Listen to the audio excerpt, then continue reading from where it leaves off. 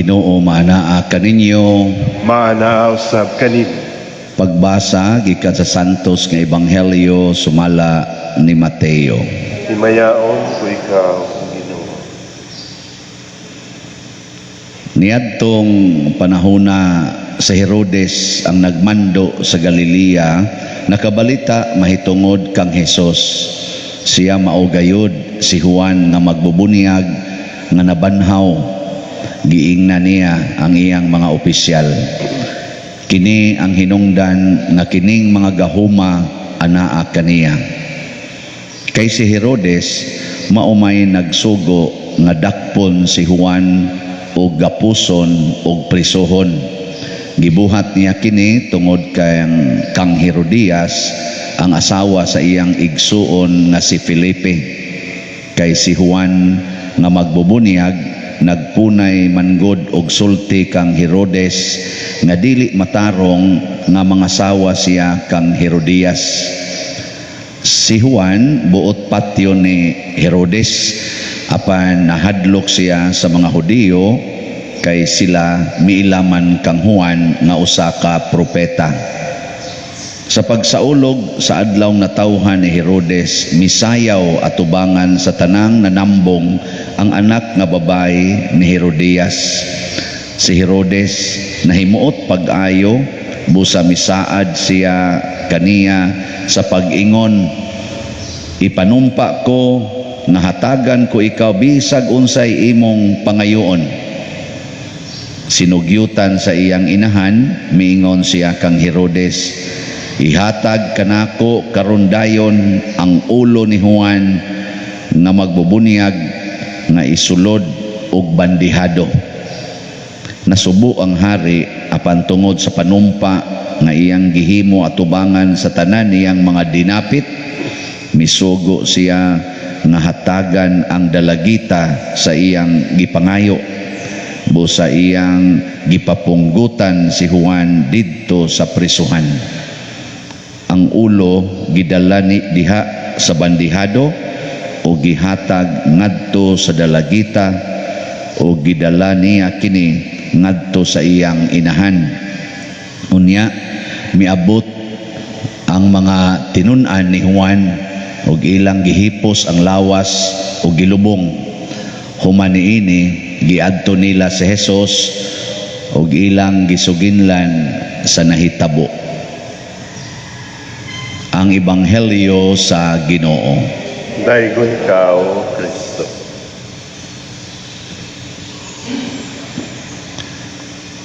Ang atong unang pagbasa naghulagway sa kanindot sa plano sa Ginoo para sa kalibutan. Ingon siya, inigabot aning 50 katuig. Kada gyud 50 katuig, kinahanglan nga ang tanan nga ulipon hatagan nagkagawasan, ang mga yuta nga imong gipalit iuli nimo tag-iya, ang mga utang papason.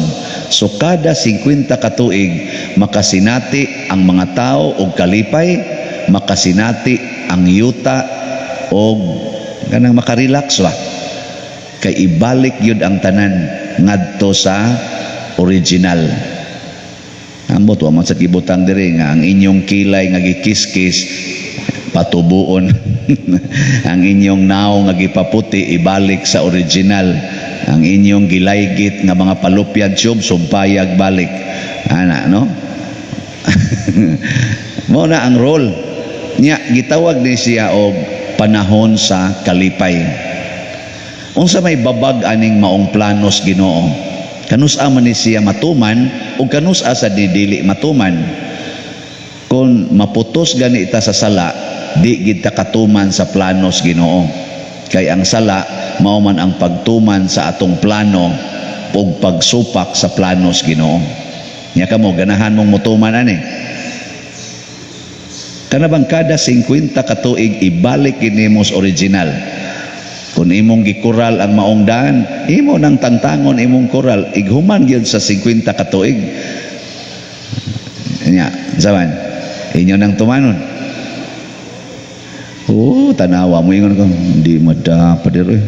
Kaya napuno naman ta sa sala sa kahakog, kadao, kasina, kaning pagka mapatuyangon sa kaugalingon, kana og musod na nato kaning mga kalaway, kaning pagkahakog aning gahom, musod gani na adi gyud matuman.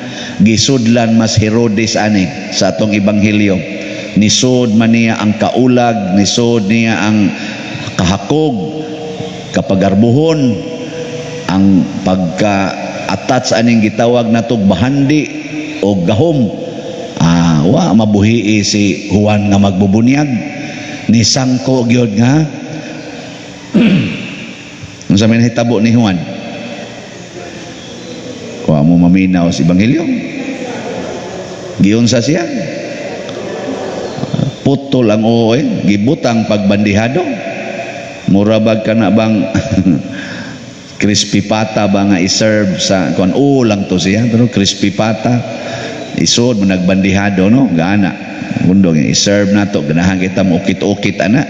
Kadto gyud ni Juan ana. Panahon sa party. Luura ka tanawon ato no. Suway kuno ta dinig usa lang bi atong putlas nya to ibutang di aring altar, ganahan pa mo musimbang. Kadto panahon gus kana bang party ba kanang nagbanquet sila na adihang mga pagkaon nagisud ang uong Juan nagitungtong sa bandihado perti ang taong dugo. Nya nganong nahitabo man to? Nganong wa man mahatagi si Juan og kalayaan or kagawasan tungod kay ang nagda sa gahom makasasala. Kung ang ato ganing leader sa nasod or sa bisan asang leader daghan gani kay sa dili gyud gawas non ang iyang mga sakop, hiktan gina niya, istrikta kay na siya, istrikto kay na siya, pariha aning wali magkurog-kurog ang lektor o ang salmista. Kaya ganoon, makasasala man eh. Aambot lang sa kana, pero okay raman ko na agad, di mo sunod, pero motodlo na sa sunod, kuyawa na ni sila, karon iguman na ni kuyawa, kung sa kay sayop na sa nakuha. Oy, kanang akong pagkuan, kanang akong paghatag o kanang mga gitawag na to bag point of improvements, kuan na siya pagtabang na paragod sa maestra. Ang maestra mo tabang man na siya sa estudyante, ang masagpasagda na ganyang iyang estudyante nga maura ginay iyang style sa sinuwatan nya iyang estudyante sa painting, di lang gid siya moingon kaniha i-improve ni di ba? Ang estudyante sa sayaw iya gid ang patuyangan ang iya dihang estudyante sa kanang ang maestro para sa sayaw iya gid ang patuyangan ang iyang estudyante nga maura ginay sinayawan. Di no? Mao na. So, kamo og tudloan, wa mo ana gipreso. Diyon sama mo, gitagaan mo og mga pako og mga dagang aron mo makalupad sa inyong kaugalingong direksyon nga insakto. Ana na siya. Ambot nakasabot ba mo ana? Hasta ako mo kasabot, pero mao na tumong kung tudloan tamo na ang obispo, kung mubadlong na kong obispo, padre kana mo ibuhata padre ha, di ko mingon istriktuha sa ning bisya poy, bayasan man ko, sigihan man kog monitor mo ana. Dili, gusto lang sa obispo nga isipare mo saka ang akong gitawag og style na mas kuan ba kay kanigong ni ang leader ka matud pa ni kinsa man to kuan gasulti ani si anam ko kay nung dumatong Santo Papaha, mura mo kuno ka anang leader, mura kuno ka ana og nisaka og kanang watchtower tuwa kas babaw ba, so makakita ka sa layo, taas kag panglantaw basta leader ka nya ikaw nga member mag-agad raman kaniya, so di ara kas ubos mo na ang leader mo itigon kanibuhata kay nasayod man siya tus unahan. Kini si Saint Ignatius of Loyola, usa ni siya ka bright, very promising nga sundao. Nya ambitious pug siya nga pagkasundao, nga mahimo gid siyang taas nga sundalo, successful, tingali mo abot gid siya pagka general inana kay naa man gid siya sa potential sa tanan. Oy, nasamdan man ni siya. Pagkasamad na niya, nagpaayo siya siyang samad, nagpuyo siya atong balay, nga sige siya paalim siyang samad. Kay hilig mo ni siya kay mubasa, ngita siya mga basahon, bahin kaya po mga sundao, kanang gubat-gubat, adventure, inana. Wa man gyud gikahatag niyang basahon atong klasihas basahon. Boring man ang iyang kinabuhi nga magsigilag lingkod, magpaalim sa iyang samad. Unya way basahon. Sabi sa kunsa nalay basahon diha. Na timingan man sad nga Lives of the Saints og Imitation of Christ ito adidto nga libro. Saka na lang hasol ba aning ko ana santo-santo sana siya ba. Ayan na lang yung gisustinian og basa ang lives nila ni Saint Benedict, ni Saint Augustine, kanang mga lives ba of the saints, Saint Francis of Assisi, ana. Sus paghuman niya basa, mura man siya na attracted siya, lahi sa nga adventure da. Lahi kay ning adventure, unsa kag suwayan ni nako no? Ako gyud muhimo sa ilang gibuhat. Mao to pagsugod niya ingon ato, gitagaan ni siya sa Ginoo og grasya ug ni progress pud siya maayo nga nakahimo siya dako kaayong kalambuan sa atong simbahan hangtod karon. Ana ang iyang mga sumusunod.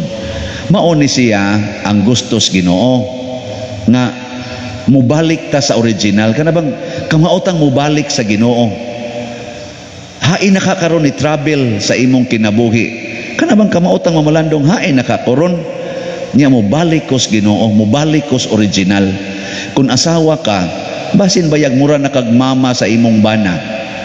Gasigi na lang kag yaw-yaw o mura kag lula sa imong bana.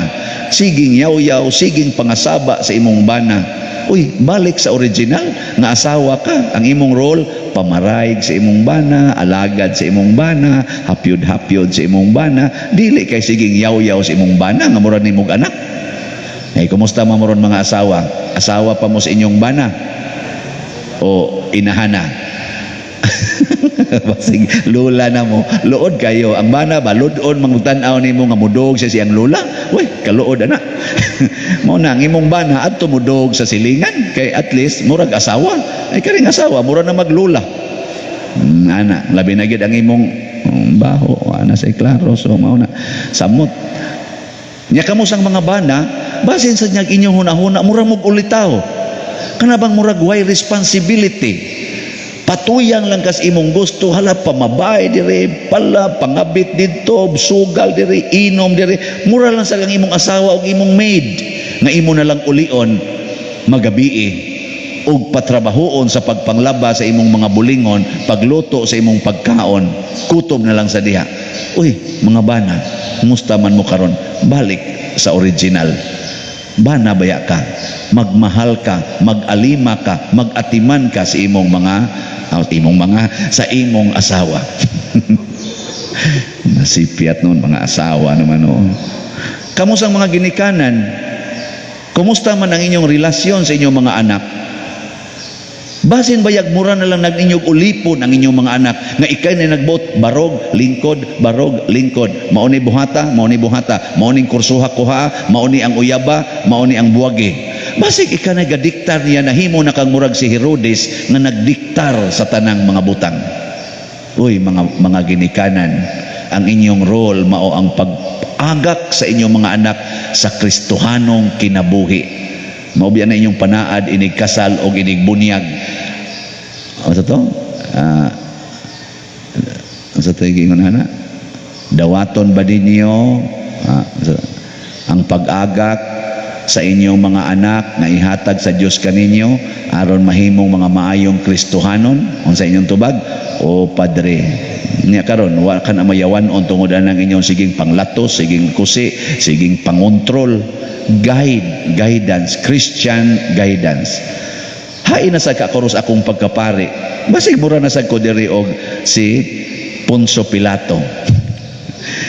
Kan abang ang kolekta ako, ang problema inyo. Manghunaw ko kung panahon sa problema, pero panahon sa kolekta ako. Nana. Uy, ang role nako Hibaw mo sa akong role, din alang ta mong sultihan kay basig inyong chikon. Ang akong role mo ang pagpalambo sa parokya sa iyang physical o sa spiritual na aspeto.